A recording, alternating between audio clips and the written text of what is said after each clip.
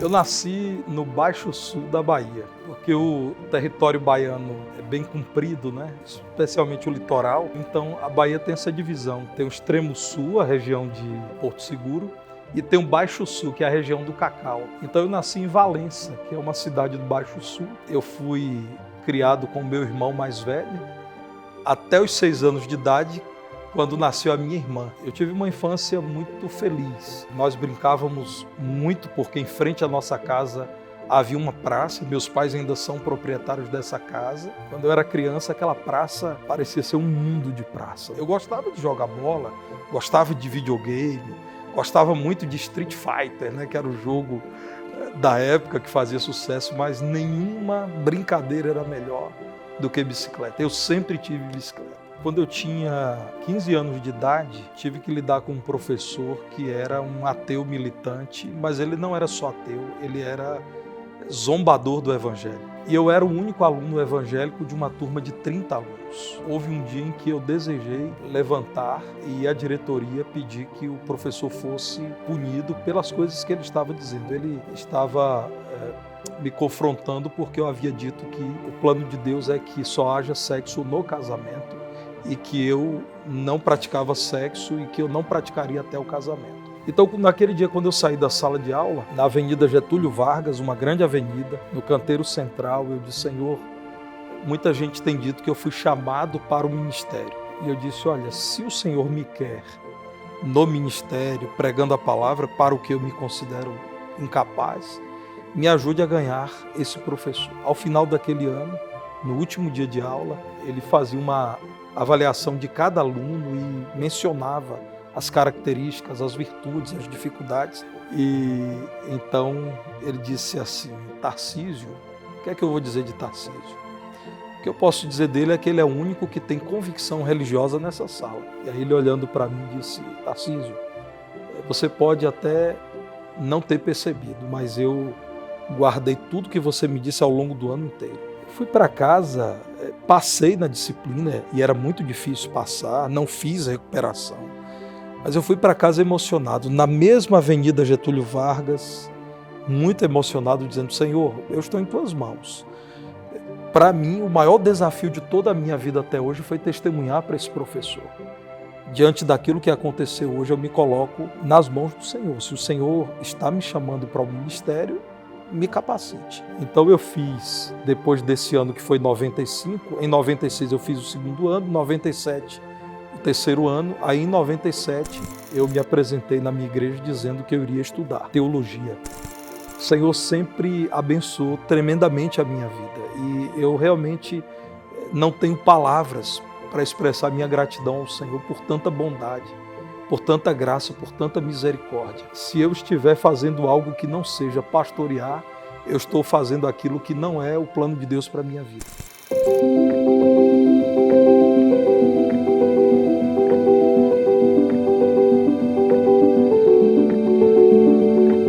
Eu nasci em Taubaté, São Paulo, onde o meu pai era pastor, foi pastorear a igreja do meu avô. A filha do pastor era solteira e eles se enamoraram, casaram e eu sou a primeira filha.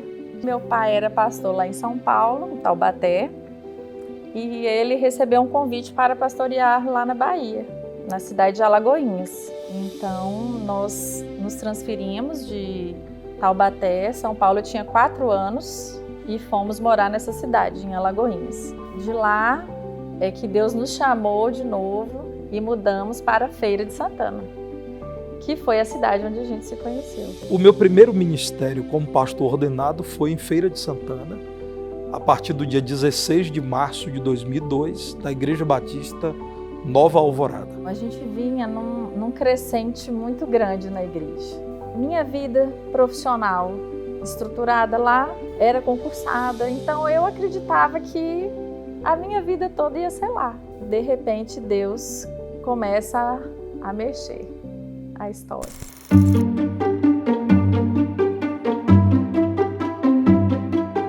Foi período que nós tivemos que fazer algumas adaptações. O irmão que era primeiro vice-presidente da igreja resolveu que não seria mais assim de uma hora para outra. Ele saiu com a saída do pastor anterior, que era o pastor Nildo, e naquela época a igreja, por unanimidade, resolveu me indicar como vice-presidente da igreja. Nós não tínhamos ninguém em vista, porque nós não tínhamos também uma expectativa que o antigo pastor saísse. Não tinha uma meta, não tinha um tempo definido. Quando efetivamente ele saiu, ele nos deixou, nós ficamos numa situação ruim. A igreja precisava de um pastor. Ele tinha que ser pastor, mas tinha que ser pastor de ovelhas também. E aí nós começamos nessa avaliação porque a gente sentia que a igreja tinha muita ferida que precisava ser curada. Então, a necessidade de um pastor mesmo. Foi então que nós convidamos o pastor Arlésio Franco Costa, da Igreja Batista do Barro Preto, que viesse nos auxiliar. E ele foi o nosso pastor interino. Até que um dia o pastor Arlésio nos orientou e falou que ele conhecia o pastor Tarcísio, que era lá da Bahia, que era de Feira de Santana, e foi contando aos poucos para nós quem era a figura do pastor Tarcísio. Aí começamos a procurar pela Igreja Batista Nova Alvorada, em Feira de Santana, e começamos a gostar do que estávamos vendo. Nós sabíamos que ele estava aberto a um convite para uma outra igreja. Nós fomos lá conhecer. Saímos daqui numa sexta-feira, em torno de 3h30, 4 horas da tarde, para ir para a Bahia. Imagina o horário, né? E chegamos até Feira de Santana já bem tarde. Nós chegamos lá, já estava escurecendo, acredito que em torno de 6h30, 7 horas. Chegando na igreja, nos assentamos os 4, assim, num banco só. Acho que chamamos muita atenção, né? Porque 4 pessoas bem diferentes, assim, e assentadas no mesmo banco. Participamos do culto, que foi, por sinal, um culto muito bom. Era um culto sobre missões. A gente estava lá no culto, tranquilo, feliz. E eu cantei, acho que fui à frente, Regi também. E tinha os visitantes, a gente nunca conhece todo mundo, né? Aí era a Alda, o Miqueias, o Robertinho e o Léo. Como bons mineiros que são, eles perguntaram às pessoas, né? Como é que é o pastor aqui? Como é que é a igreja? E só depois de um domingo inteiro observando, foi que no final do culto do domingo à noite, o Miqueias apertou a minha mão e disse assim: pastor, nós somos ovelhas do pastor Arlésio. Eu, sem realmente saber o que estava acontecendo, disse: vocês são de Belo Horizonte, sejam bem-vindos. E o Miqueias então disse: não, nós somos ovelhas do pastor Arlésio em Divinópolis. Quando ele citou Divinópolis, aí veio sobre a minha cabeça, como aquela bigorna de desenho animado, eu disse: meu Deus, esse povo que estava aqui hoje de manhã, que não falou comigo e que voltou à noite, é da igreja em Divinópolis, que disse que em algum momento viria me visitar. Nós tivemos algo fora do comum naquela noite. Nós fomos para uma pizzaria chamada Aqui e Acolá. Pizzaria muito boa, e tivemos uma noite sensacional. Parecia que nós nos conhecemos há muito tempo. Quando fomos comer a pizza, conversamos muito com ele, falamos com ele o motivo que estávamos ali, que nós estávamos sem pastor e que nós queríamos convidá-lo para que ele viesse aqui conhecer a igreja, fazer uma série de conferências, se ele estava aberto a um convite. E ele aceitou vir aqui fazer a série de conferências. Essa série de conferências foi em abril de 2009. E Deus nos abençoou muito, porque foram dias de conferência, dias maravilhosos, igreja cheia, os irmãos muito receptivos. No domingo nós fizemos uma entrevista, né, uma sabatina com ele, e foi muito boa. Ele com respostas sempre assim, muito firmes, né? Ele não duvida nas coisas que ele responde, e foi muito bom. E eu lembro bem, no final do culto, o Kleber chegou para mim e falou assim: não precisa voltar para a Feira de Santana, não. Faz assim, vocês ficam aqui, manda só trazer a mudança no caminhão, você já fica aqui logo de uma vez. Aí eu lembro que eu dei uma risada assim, eu falei: gente, peraí, não é assim não, calma, não tem nada, não tem nem convite ainda, como assim? Nada, precisa se preocupar com isso não. Quando ele foi embora, aí já estava marcada a assembleia extraordinária para o convite ao pastor, a igreja toda muito interessada que ele viesse para cá. Aí naquele mesmo dia, foi num domingo, eu liguei para ele. Então ela disse, pastor, a igreja estava lotada e foi unânime, não houve nenhum voto contra. Esperamos então que o irmão possa orar e nos responder, e a carta convite chegará aí na próxima terça-feira. Mas quando ela me disse que houve aprovação unânime, eu já tinha colocado isso diante de Deus, a minha esposa já havia concordado comigo, então eu disse a Alda, eu vou esperar a carta chegar na terça-feira próxima. Mas eu já estou dizendo a você aqui agora que eu aceito o pastorado da PIB em Divinópolis, não importa o que a igreja esteja colocando como condição de trabalho. Eu entendo que essa é a vontade de Deus. No dia 25 de julho de 2009, houve a posse aqui em Divinópolis, numa noite realmente muito bonita, com transmissão ao vivo pela TV Candidetes. E a história com a PIB em Divinópolis começou assim, com um processo de busca da vontade de Deus, mas um processo em que víamos um amor de parte a parte crescendo.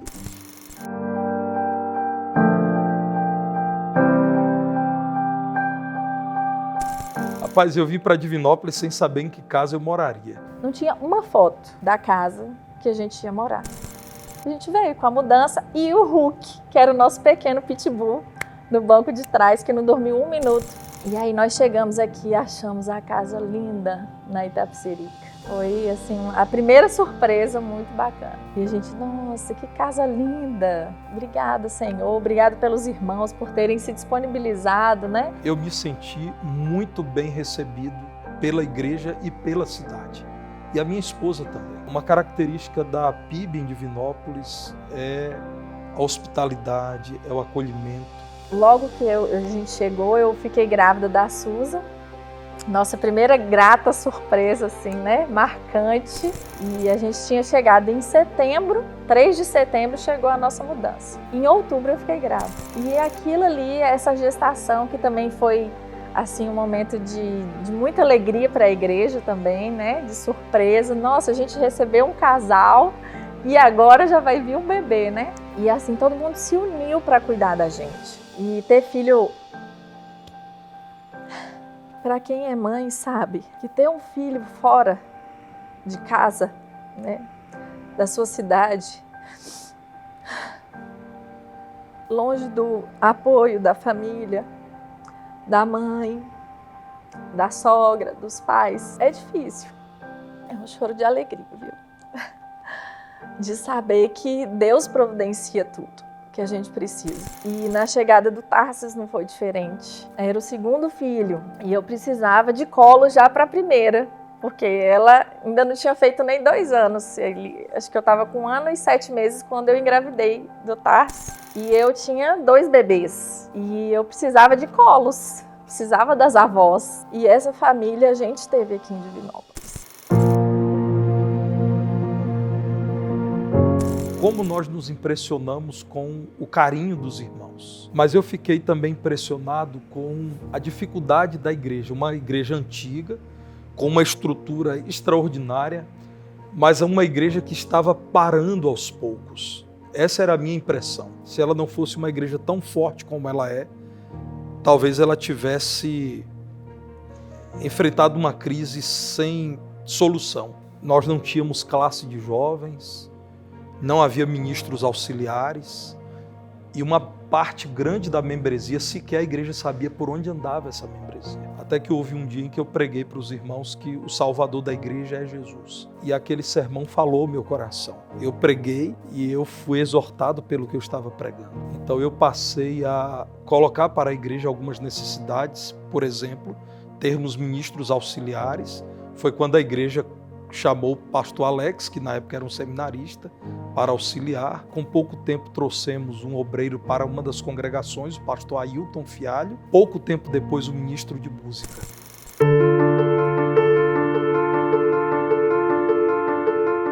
A primeira igreja atualmente está sendo movimentada em todas as suas áreas. E nós temos notado um grande crescimento na área de missões, nos projetos missionários, nas campanhas missionárias. A nossa igreja é uma igreja missionária. Ela Ela é uma igreja que tem o coração na obra, no evangelismo, e não tem outra forma de fazer missões que é falar da palavra de Deus sem que a gente tenha o coração numa obra como essa. A primeira igreja batista em Divinópolis tem sido marcada por fidelidade à cooperação denominacional e aos princípios e doutrinas batistas. A nossa história tem sido a história de uma igreja que pode ser imitada na preservação e na difusão das nossas verdades, da nossa fé.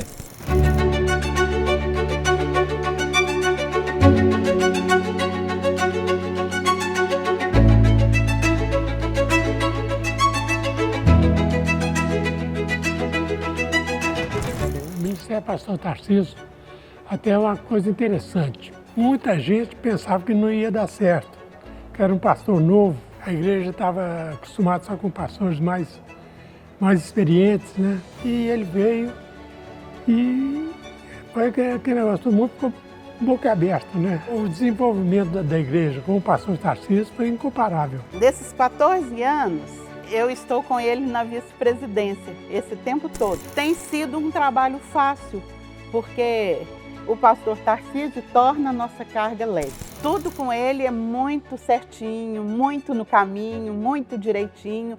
Ele cobra muito da gente, então a gente precisa andar na linha. Eu até me emociono quando falo dele, porque entre eu e o pastor Tarcísio surgiu uma amizade muito profunda. Quando vai lá na minha roça, ele gosta de jaca, ele gosta de mandioca. É uma alegria muito grande para nós tê-lo como um amigo, mas também como pastor e como referência no ministério pastoral. Eu costumo brincar com ele dizendo que ele é o pastor que mais entende de igreja batista no mundo. Eu gosto de pensar, ainda vou falar isso para ele, que eu posso chamar ele de pastor.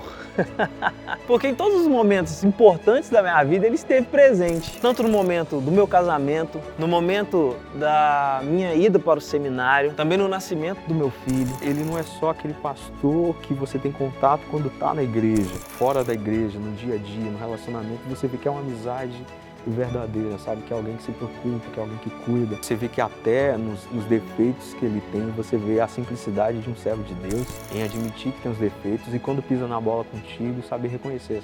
Apesar de muitas dificuldades que ele tem que enfrentar, a gente não vê ele triste em ser pastor. É um pastor realmente, eu considero acima da média. Muito amigo, muito companheiro, tudo que a gente precisa, ele está às ordens. Esses dias, por exemplo, o Helder está internado. A hora que eu fui falar com ele, eu já visitei o Helder no hospital. Quer dizer, uma pessoa assim, é muito chegada aos membros da igreja.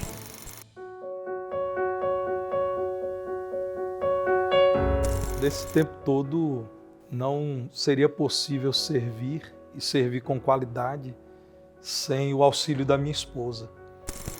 Deus me abençoou com a oportunidade de casar com a mulher da minha vida. E a Sam, ela tem sido sempre a pessoa que me mostra que é possível amar um pouco mais a igreja. Não tem outra palavra a não ser gratidão. É ela mesma. Fico muito lisonjeada de Deus ter preparado ele para mim. De fato, é carne da minha carne. Não diria nem que é minha metade, porque metades se separam, né? Nós somos um mesmo, não tem como separar. E eu me sinto desse jeito. Estou feliz pelo tempo que eu passei aqui. Nasci aqui e vai ser difícil o processo, né, de adaptação a Belo Horizonte, mas eu tô tão feliz assim de ter nascido aqui nessa igreja, nessa cidade, ter conhecido as pessoas que eu conheci. E eu gosto de todo mundo aqui, porque todo mundo preocupa assim comigo. Eu sinto isso de preocupação, assim, de querer saber se eu tô bem. Gosto muito de todo mundo. A única coisa não muito boa de ser filho do pastor, né? Que todo mundo te conhece assim, né? E que nem eu tô passando agora, você constantemente tem que trocar de cidade, né? Que é vida de pastor, é vida de filho de pastor, né? Mas eu gosto muito de ser irmão da Susan, filho de Samila e Tarcísio. Eles que me entendem, sabem os meus gostos, o que eu não gosto. Eles que estão ali no dia a dia para me ajudar. Ver os meus filhos aqui, integrados, felizes, servindo a Deus junto conosco. Porque o nosso ministério ia ser incompleto se eles não tivessem abraçado conosco. O Senhor, ao longo dos anos, tem nos mostrado o quanto Ele nos ama e o quanto, surpreendentemente, Ele nos abençoa. A minha palavra para a igreja é essa: amem ao Senhor acima de todas as coisas, acima de vocês, acima da instituição, acima do calendário, acima dos amigos, amem ao Senhor. Nunca chegará ao fim da vida frustrado um crente que amou o Senhor acima de todas as coisas. O Senhor sabe como recompensar aqueles que são deles. Eu quero dizer para os meus irmãos, aqui da PIBDIV, que só há gratidão em nosso coração, que esses laços que nós criamos são para sempre, é que amo cada um em especial, do jeitinho que é. Cada um deixou uma marca em nossas vidas que nós levaremos para sempre, os ensinamentos, uma palavra de amor, de carinho que foi dita, de apoio, de repreensão, para que a gente seja melhor. O coração vai estar sempre juntinho. E eu sou muito grata a Deus por todo esse tempo que nós estivemos aqui. Eu iria agradecer por tudo, sim, pelas pessoas que cuidaram de mim, as professoras do Ministério Infantil, a Milene e a Luana, que me acolheram muito quando entrei para o berçário, que eu estou muito segura, porque eu sou a mais nova.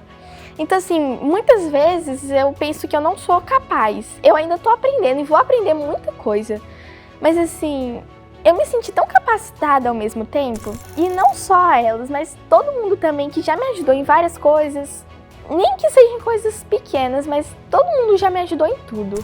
Eu ia falar que eu ia sentir muita saudade, que eu cresci e que eu ia continuar sempre vindo aqui, né? Porque é muito perto. É que é muita emoção. Mesmo a gente estando longe, eu ia continuar vindo para ver eles, porque eu não consigo me separar deles.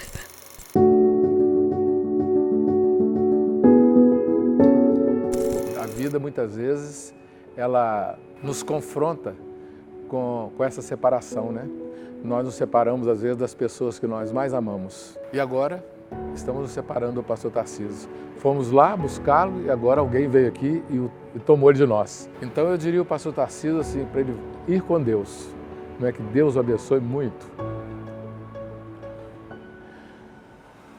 Eu sei que essas coisas não adianta nós queremos barrar, né? Porque foi muito difícil para a igreja de lá, de Feira de Santana, perdê-lo, como está sendo difícil para nós também. Mas assim, num contexto de obra, né, de reino, então nós só temos que desejar tudo de bom para ele, para que ele seja muito feliz lá também. A gente tem acesso, a gente sabe que em algum momento a gente pode se encontrar, mas quando o ministério começa, a vida é dinâmica. É diferente de estar junto, né? De estar pertinho, de abrir a porta, de passar na casa. Então o coração já fica apertado só de imaginar isso. Eu fico muito feliz em saber que ele vai estar servindo ao Senhor dentro de um chamado específico de Deus. Eu acompanhei de perto esse processo, não tenho dúvida nenhuma de que Deus o chamou. Não vai abalar em nada a nossa amizade, a gente vai continuar mantendo contato intenso e vamos aproveitar, talvez melhor ainda, as oportunidades que nós teremos quando estivermos juntos, né? Ou eu visitando, ou ele nos visitando. Continue glorificando a Deus, continue edificando vidas. Olhe para trás apenas como as lembranças de um passado, de uma igreja que te ama. Existem pessoas em Belo Horizonte que precisam ouvir da mensagem do Evangelho, existem pessoas em Belo Horizonte que precisam continuar sendo cuidadas e então não olhe para trás nesse sentido. E que ele possa fazer daquela igreja, com o seu ministério, com a sua vida simples, fazer com que aquela igreja continue em paz. E que ele possa ter um ministério muito profícuo lá. Não houve um só dia em que eu pastoreei essa igreja, em que eu tive o desejo de voltar para a antiga igreja. Quando eu digo isso, eu não estou menosprezando a igreja anterior, mas havia uma convicção profunda em cada dia de que Deus me queria exatamente aqui.